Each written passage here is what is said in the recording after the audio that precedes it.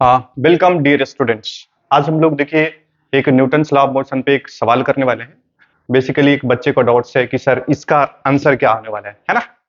तो चलो सबसे पहले तो हम सवाल पढ़ेंगे। देखो यहाँ से बोला है कि एक 50 केजी पर्सन मतलब 50 केजी का एक आदमी है।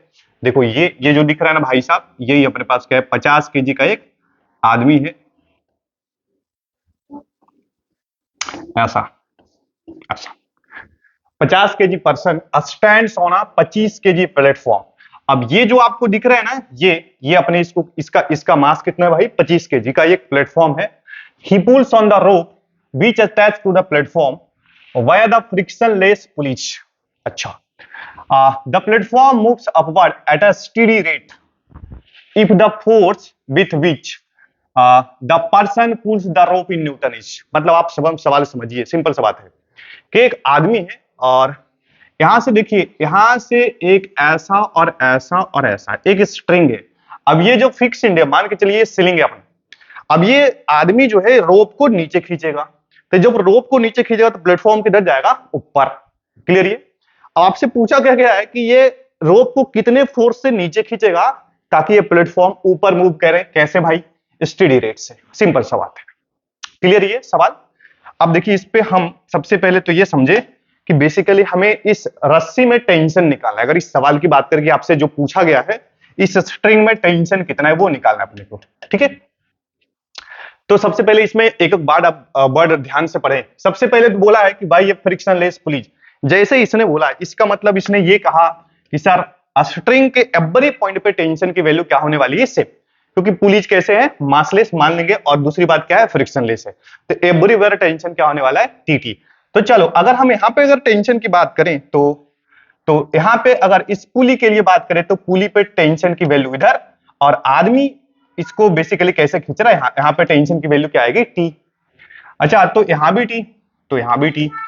तो इस अगर पुली पे अगर बात करें, इस पुली की बात करें, तो यहाँ पे टेंशन की वैल्यू इधर होगी यहाँ पे, और यहाँ भी तो टेंशन होगा ना, टी एंड टी। अच्छा, चूंकि ये तो मासलेस है, तो मासलेस है तो सीधा सीधा इसमें डायरेक्ट टेंशन की वैल्यू कितनी हो जाएगी, टू टी।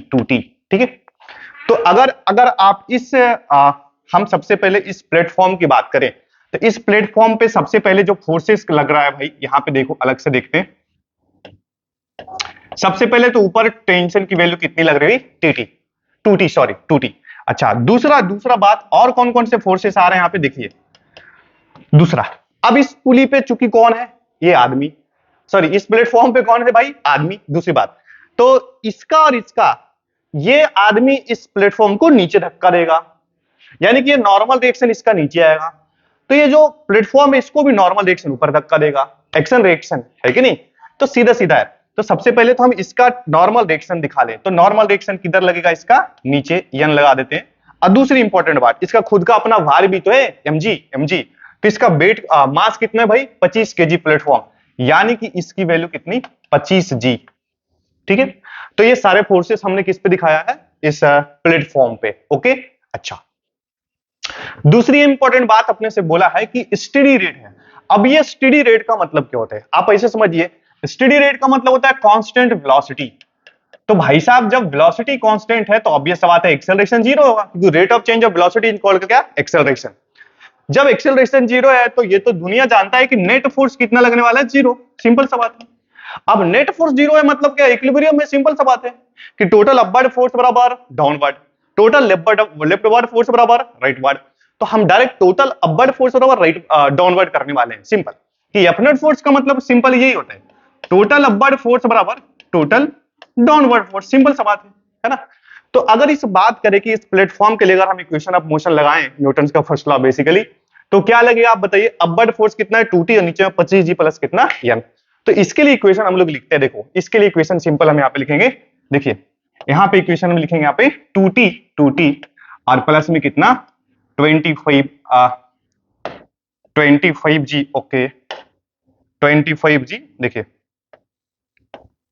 25g और बराबर में कितना, एक मिनट, अपवर्ड फोर्स की वैल्यू, ओहो देखो एक मिनट, ये इरेज कर लेते। देखो इक्वेशन क्या बनेगा, देखो अपवर्ड फोर्स बराबर कितना है, 25, सॉरी 2t, और डाउनवर्ड फोर्स कितना है, 25g और प्लस में कितना F, ठीक है।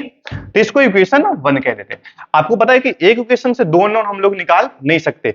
इसका मतलब क्या है कि हमें एक इक्वेशन और बनाना पड़ेगा। तो एक इक्वेशन और कैसे बनेगा, इस आदमी से बनाना पड़ेगा। इस आदमी का हम फ्री बॉडी डायग्राम बनाने वाले हैं। तो इस आदमी का अगर हम फ्री बॉडी डायग्राम की बात करें तो आप देखिए ऐसा, ये भाई साहब ऐसा है, ये ऐसा और ऐसा, चलो ये भाई साहब ऐसा है। तो इसका सबसे पहले तो हम ये देखें कि इसका खुद का भार तो लगेगा ना mg। तो ये आदमी कितने का है, 50 केजी, यानी कि 50 जी तो नीचे लगना ही है। दूसरी बात, अच्छा अब आप समझिए कि देखो ये जो आदमी है स्ट्रिंग को नीचे खींच रहा है, तो स्ट्रिंग इसको ऊपर खींचेगा। मतलब अगर हम स्ट्रिंग ने इस पे फोर्स किधर लगाएगा, टी लगाएगा, लेकिन किधर, अपर डायरेक्शन। आप ऐसा समझिए कि जब हम रस्सी को नीचे खींचते हैं तो हम रस्सी पर नीचे फोर्स लगाते हैं, तो रस्सी हम पे किधर फोर्स लगाएगा, ऊपर। बात समझ में आया? तो इसके यानी कि इस रस्सी इस पे फोर्स ऊपर लगाएगा, वो भी कितना लगाएगा बच्चा, टी। अरे बात समझ में आया? दो। दूसरी बात, और इसमें कोई फोर्स आएगा, यस सर एक और फोर्स आएगा, क्योंकि इसका नॉर्मल रिएक्शन भी तो आएगा, क्योंकि इसका नॉर्मल रिएक्शन प्लेटफॉर्म पर नीचे था, तो प्लेटफॉर्म भी तो ऊपर नॉर्मल रिएक्शन लगाएगा भाई। चलो तो इस पे एक और भी तो आएगा नॉर्मल रिएक्शन ऊपर, ठीक है। अब अगर आप ध्यान से देखिए, अगर इसके लिए इक्वेशन ऑफ मोशन लगाए तो क्या बनेगा, देखिए n प्लस टी बराबर में कितना, 50 जी। अब दो इक्वेशन दो अननोन बड़े आराम से निकाल लेंगे हम लोग। अब यहां से हम क्या करें, चूंकि हमें टी चाहिए, तो यहां से हम n की वैल्यू क्या लिखेंगे बोलो, 50 जी माइनस में कितना टी, है ना। अब यहां से हम डायरेक्ट क्या करें, यहां से हम 2t माइनस बराबर में 25 जी और प्लस, अब n की वैल्यू 50 जी माइनस टी, यहां पर रखेंगे 50 जी और माइनस में कितना टी, और इसे इक्वेशन को सोल्व कर लेते हैं। अब इस टी को इधर लेके आएंगे तो 2t और t कितना 3t, तो यहां से इसकी वैल्यू क्या हो जाएगी, देखो 3t और बराबर में 50 ट्रिपल ये 25, तो कितना बनेगा 75 जी। ओके ठीक है।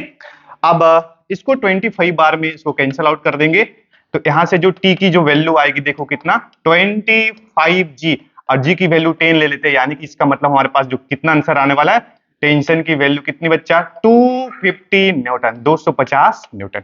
ठीक है, इसका मतलब क्या है कि अगर ये स्ट्रिंग पे अगर इसको 250 न्यूटन की फोर्स से अगर इसको खींचेगा तो प्लेटफॉर्म ऊपर स्टीडी रेट से मूव करेगा, क्योंकि हमने जो इक्वेशन जो अप्लाई करा है न्यूटन का फर्स्ट लॉ ऑफ मोशन। ठीक है, तो इस सवाल में बेसिकली यही था अपना। बाकी और भी आपको जितने भी डाउट्स आते हैं आप डायरेक्ट अपने व्हाट्सएप नंबर पे आप सेंड कीजिए, सभी का सोल्यूशन करेंगे। ठीक है, बाकी जो भी किताब आपके पास है तो आइदर SCB लगाए या फिर जो कोई भी इंस्टीट्यूट का अगर आपका DPP है तो डायरेक्ट भेज सकते हैं। ठीक है, चलो ओके।